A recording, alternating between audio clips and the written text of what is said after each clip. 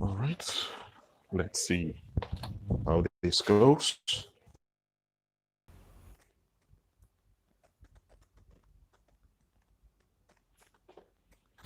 Mm, let's see if this works well.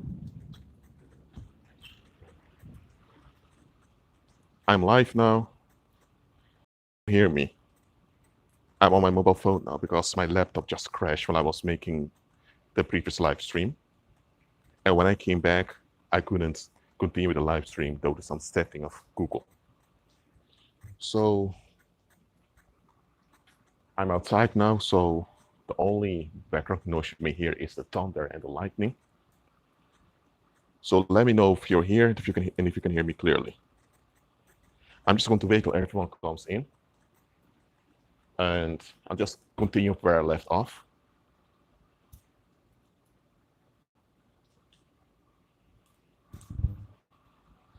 I'll just wait for a few minutes till you guys are here.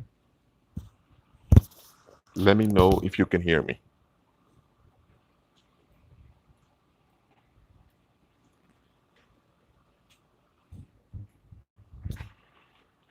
Let me know.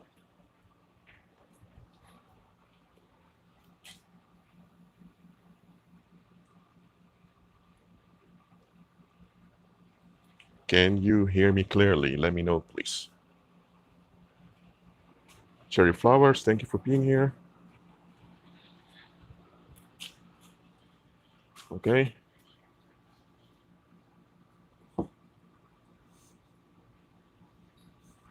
Let me know if you can hear me. Okay. I'm going to wait for 2 more minutes till the rest comes in. I hope other people left that previous live stream because that one's not coming online anymore. I'm on this one now.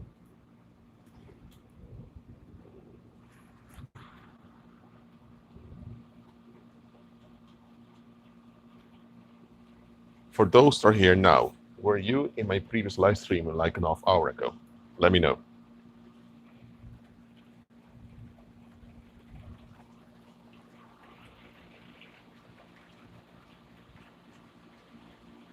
So let me know. But I know if I need to repeat certain things or if I can just go continue where I left off.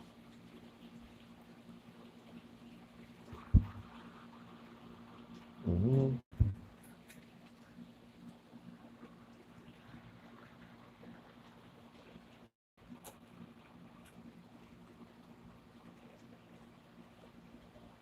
Let me know if you're here. If you can hear me clearly also.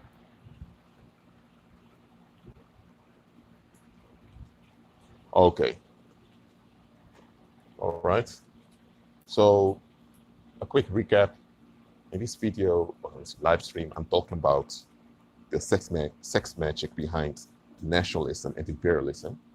But before I dive into it, I wanted to give a biblical basis of why the world leaders use sex magic in such a way.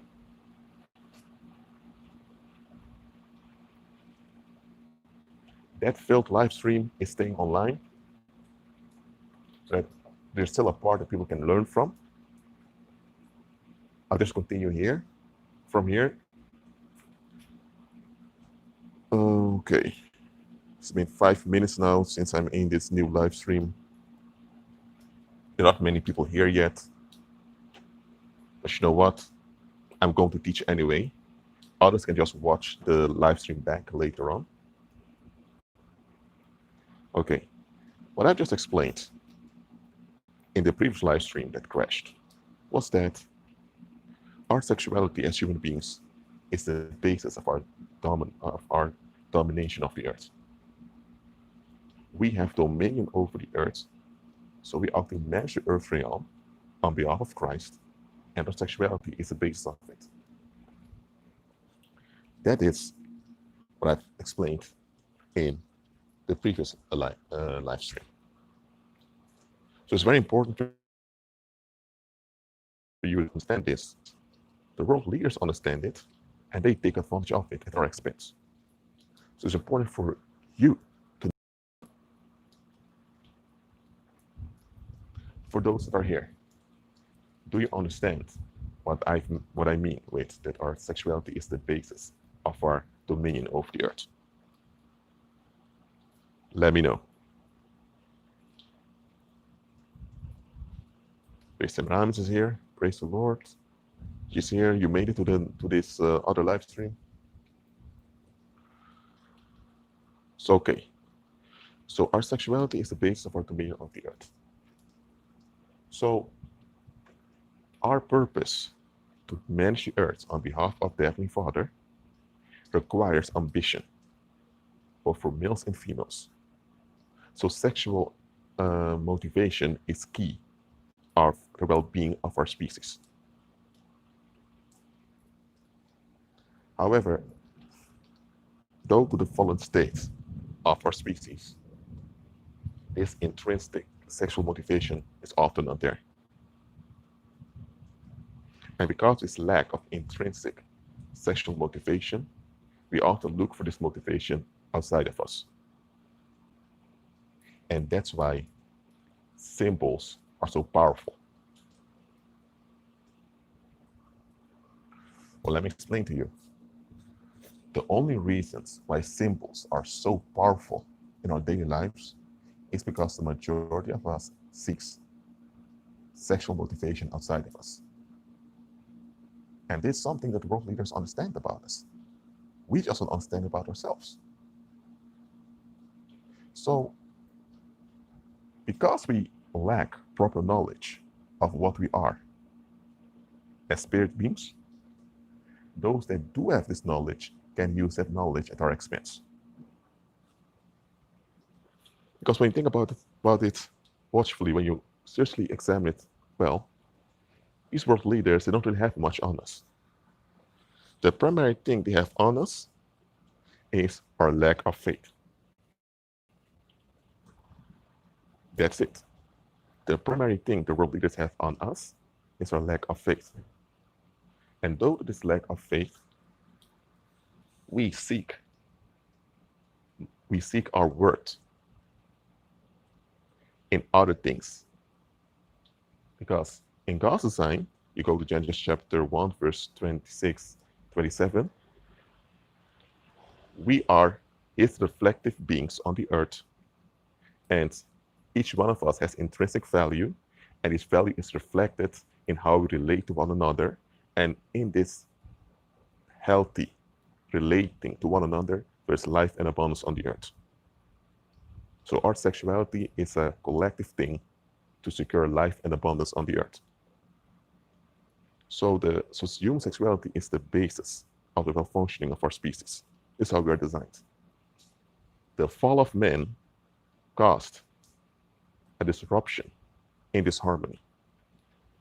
And now, because of this disruption, human beings are born craving for external validation. And this external validation that we crave is what becomes our doom. So, what do you do with a species that's meant to manage a dimension, but they're not able to manage this dimension because they lack self-worth? And they seek this worth in something external. So instead of being an intrinsic motivation from the inside out, they're now clinging for relief on the outside. Now, humans expect something from the outside to give them tranquility on the inside. Do you follow me now? So, with such a species, what do you do? If you are a loser, kicked out of the heavens, and you know that you are awake in the lake of fire, you know that this species, in a fallen state, they crave external validation above all. So they have no inherent sexual motivation to relate well to one another and to operate in life and abundance to one another. It's rain now, but it doesn't matter. I'm fine here. So the core of government is to offer a substitute self-worth to the population. That's the purpose of human government. Some of you think the purpose of human government is to govern. No, absolutely not. The purpose of human government is to offer a substitute self-worth. And in the substitute self-worth, you gain a hold on the population. Because the population depends mentally and emotionally on external validation. Because due to the fall of mankind, they don't have inherent self-worth anymore. And no human being wants to face this emptiness. Because this emptiness is quite frightening. We do whatever we can to avoid facing it. Why? Because we can't feel it. We're not meant to feel it. Christ is meant to feel it. So the only thing you can do if you are a demon is to offer a substitute to the population that will trigger and motivate the population, but it will never resolve anything. So you have to make sure that the substitute that you offer them is perceived as something valuable. And because it's perceived as something valuable, the people will chase after it. And it's the chasing after it by the people that secures your grip on them. And that's how the paranormal works. Now, in the past, brute violence was the way this was accomplished, purely of death. But over time, the demons realized that it's better to involve the people in their own oppression. So that's how religion came up. With religion, you condition the people to embrace their captivity. Why? Because you tell them that captivity is their own fault, even though they're not to blame for it. But as long as they believe that it's their own fault, now they want to get away from this blame. Blame that does not belong to them. But keep convincing the people that it's their own fault they're being exploited and abused, and now they want a solution for it. But the solution they want will be misplaced because they think it's them that caused the whole condition, but that's not true. When you read in scripture, it said that the Most High tolerated the fall of man, that he could magnify himself in resurrecting Christ and later resurrecting everyone. So God, for his greater glory, has tolerated us to be in a fallen state. He's not blaming us for it. He just wants us to operate in his solution, which is Christ. So there is no blame coming from God towards us as human species. Absolutely not. But we feel guilty. We blame ourselves, even when we're not to blame. That's also part of the defectiveness of the fallen mind. You can see this with children towards sexual abuse. They blame themselves, even though it's very obvious they cannot be blamed. The fallen mind is self-focused. So even so when bad things happen, the fallen mind will associate the bad outcome with itself. Even when the human being, him or herself, has nothing to do with the bad outcome. And if we have something to do with the bad outcome, we'll exaggerate our part in it. And we end up becoming suicidal and all of that. That's the fallen mind. So the Most High wants us free from fallen minds. And how do we get free from fallen minds? We become born again, and then we are renewed in our mind by becoming Christ-centered. As long as someone is not born again and renewed in their mind, they are craving external validation, one way or the other. As long as someone is not renewed in their mind, sexual health is a luxury that they'll never have. Do you find worldlings that are sexually healthy? You find them once in a while, but in general, worldlings are not sexually healthy because our sexuality is the core of our dominion on the earth. If we get that right, it's all at peace. If we get that wrong, we're all messed up. And go to the fallen state, we feel ashamed about our sexuality because we can't embrace our vulnerabilities and weaknesses. We tend to perceive our vulnerabilities and weaknesses as some type of defect that we need to overcome, even though God designed us with weaknesses and vulnerabilities. So to be sexually healthy, you have to embrace what you are. You have to embrace your vulnerabilities and weaknesses, and then you're able to operate in the real power that comes from the Holy Spirit. Do you follow me now? Let me know if you understand this in the live chat, please.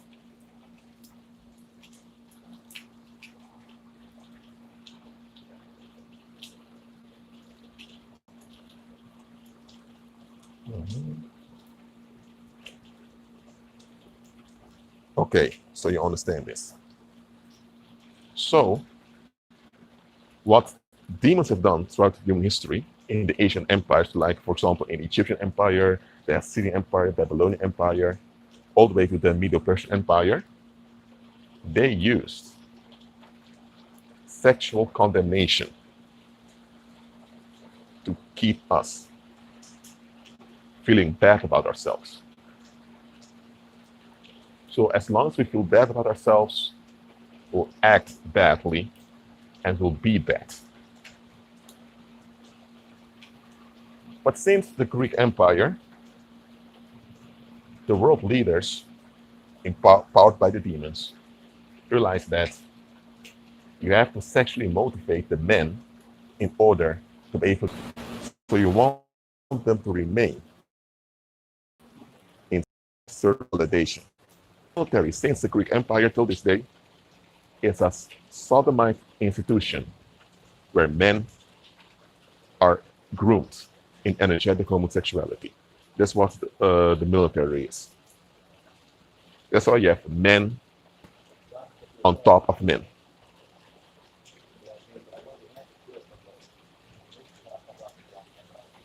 I will answer the question later on, Natasha. First, I'm continuing.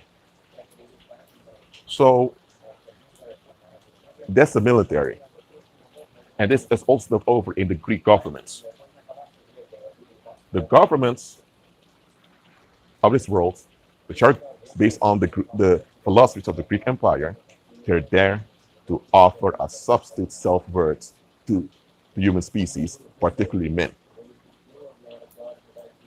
And over time, the governments of this world began to use sexual motivation to keep us in bondage. And this sexual motivation is aimed towards men. There is some program for the women to keep women in a negative state of mind, dissatisfied by their own bodies, but the main target of sex magic is men. And sex magic can work in two ways. You have instant trauma, for example, crucifixion.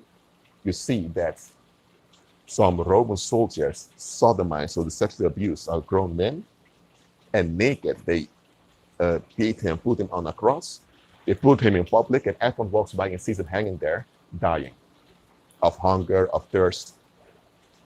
So you have a sexually abused man hanging on a cross in public. What does it do to your mind? It traumatizes you. It reminds you, if you don't validate the Greek gods by complying with their expectations, that's going to happen to you. That was ancient pornography, crucifixion. And where other minor sexual traumas were inflicted on the population. So that's how you did it with pornography. So you mentally scar someone on a sexual level. You offer them a way out of these sexual scars. So first you mentally scar them sexually, and then you offer them a way out. And the scarring will be intense and shocking, and the relief you offer them will be intense. That's why in the Greek and later Roman Empire, and also the empire preceded it, you had toxic sexual restrictions. But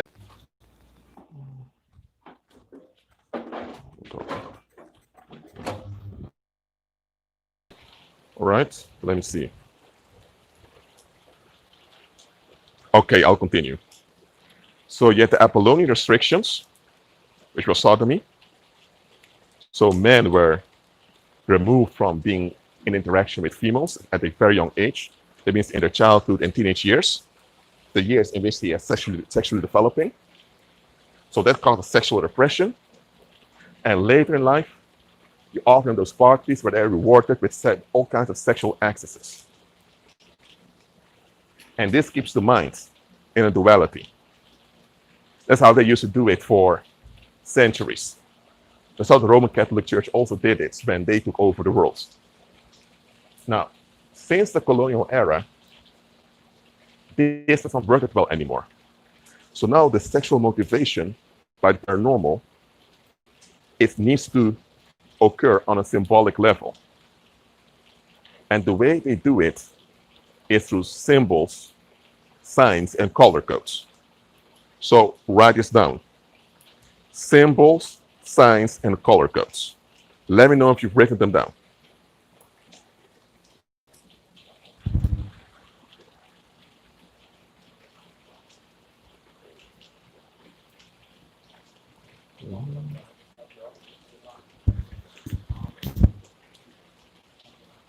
Let me know if you've written those three down. Symbols, signs, and color codes. Those are the three main tools that the paranormal and the world leaders use to sexually motivate us into bondage.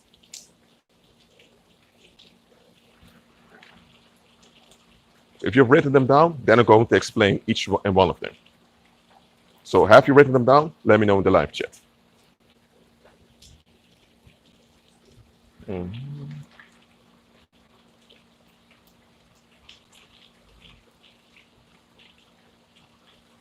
All right. So, okay. Symbols. A symbolism has been in use since the time of ancient Babylon, so that is nothing new. But symbolism combined with traumatic events can trigger a response into someone. A very example is, let's say you have a dog, that's with an animal. Let's say you have a dog and you ring a bell. And when you ring the bell, you also give food to the dog. Okay? You do this a few times. After several times, the brain of the dog is used to getting food after hearing the bell ring. So one day, you ring the bell and the dog's body is already ready for food. Now, if the dog has been trained that every time the bell rings, that food will come, you only have to ring the bell to get the response of the dog opening its mouth. You don't have to force the dog to open its mouth. The dog will automatically open its mouth because it has been trained to associate the sound of that bell with being fed. Because being fed is important for the animal. But if it happens a few times that the dog hears the bell but no food comes, then the pattern is broken in the brain of the dog. So now it doesn't work anymore when you ring the bell and the dog suddenly opens its mouth. Now, a similar thing is done to us on a daily basis. Due to collective trauma associated with symbols, we are tricked into thinking and feeling a certain way.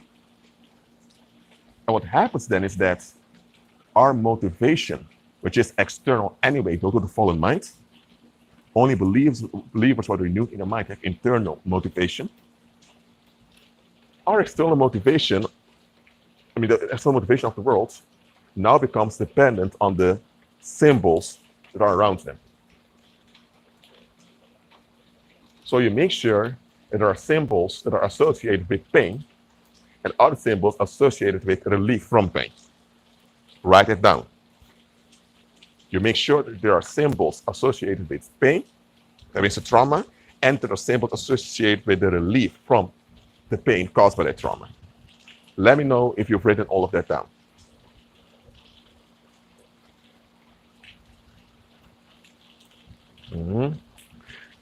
Meanwhile, I'm going to check if I can continue this. I don't know what I'm going to say outside recording this live stream for you. Okay. So, During the colonial era, the wizards came up with this idea of imperialism, this idea of nationalism. Nationalism and imperialism are the same thing. Nationalism is on a local scale, imperialism is on a continental scale. Write it down. Nationalism is on a local scale, imperialism is on a continental scale. Nationalism is when you sexually motivate the men of the community to invest everything locally. Hold on, let me check if I can continue this insight. Hold on a minute. Hold on. Hold on.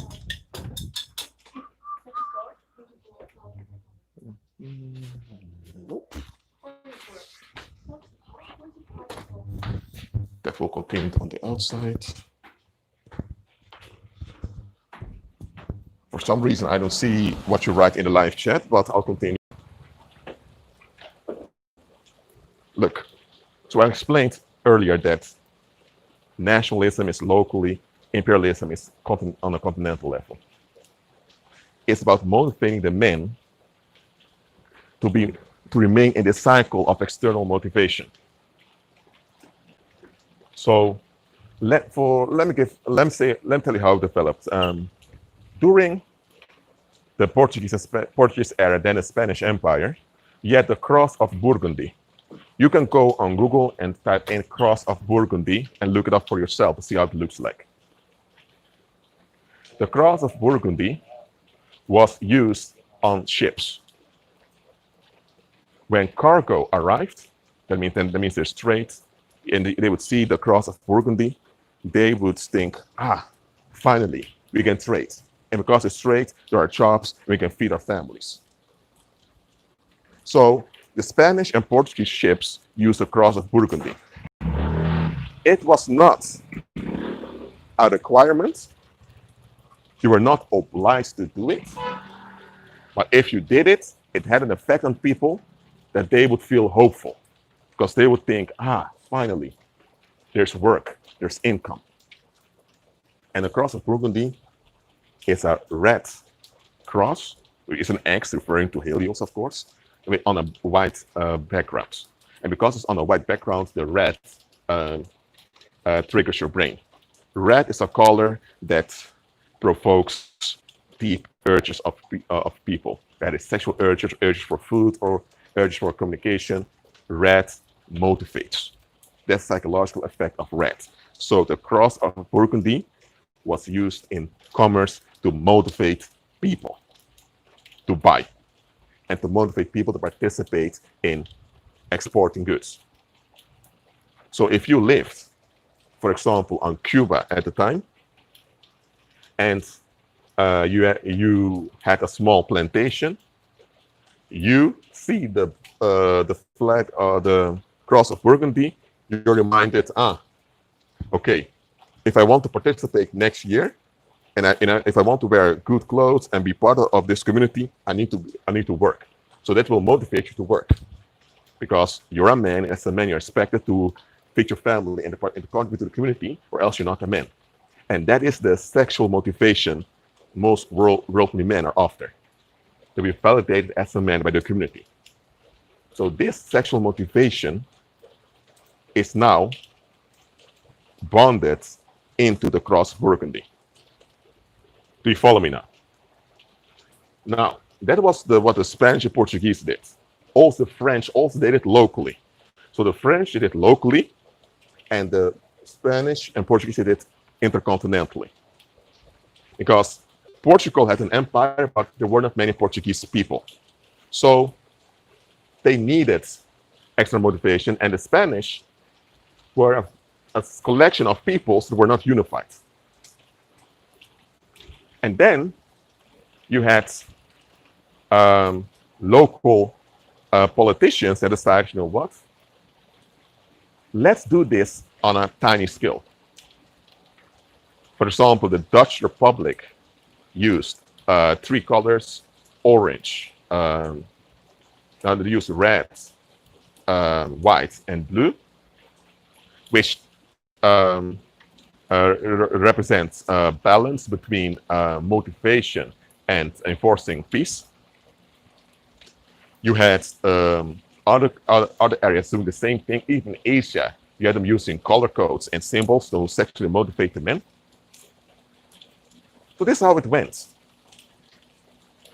But over time, it was shown that, it was expressed that these symbols, they are effective in triggering the men, but the trigger is short-lived.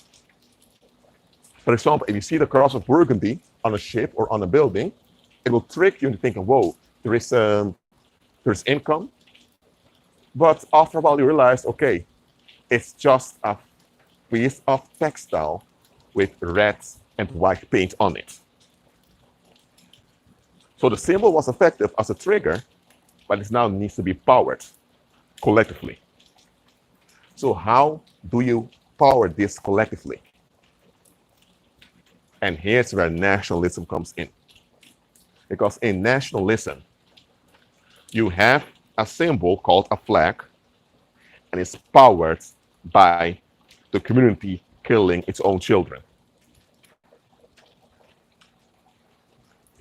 So instead of having a statue of a pagan god, like they did in ancient times, you now have a flag. So you don't have and you may have statues of some generals, some leaders, but they are located in key places in the public or at museums. But you have the flag, and it's the memory of the collective killing their own that empowers that symbol. Let's take the American flag, for example.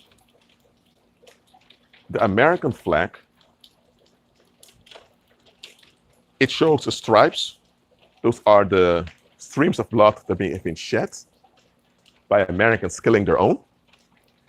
And you have the blue, that's about enforcing peace and tranquility on the mind. You have the stars in them. The stars refers to demonic principalities. So why is the American flag so powerful over the American people? Because the Americans have been traumatized into believing that their sexual and social worth depends upon their allegiance to that piece of textile. And it begins very early in the schools. Then, let's take the Spanish flag, for example. Because the cross of Burgundy was just a convention, and it was very effective. So in 1785, Charles III, or Carlos, the King of Spain, or the King of the Spanish Kingdom, decided, you know what? We need one flag to motivate Spanish men, whether they are in the Philippines, in Asia, or in North or South America, or in Europe, or in Africa. We need to motivate them for this empire. We need more involvement. So he, together with another Freemason, came up with this red, yellow, red flag.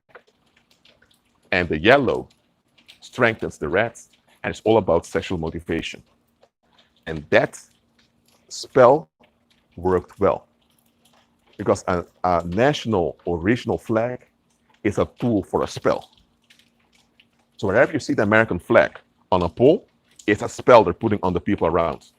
On the Americans, the spell is, you're nothing without this structure over here. And for others, it gives the impression, whoa, America is very important. So it's a spell. It's a sex spell, to be frank. So with the Spanish Empire, the spell was so powerful, the people became so motivated that it backfired, that they all turned on each other in a civil war, and that's how the Spanish Empire collapsed. And that's why Latin America today is a collection of unstable, poor, Spanish-speaking republics. So that's why many Latin American countries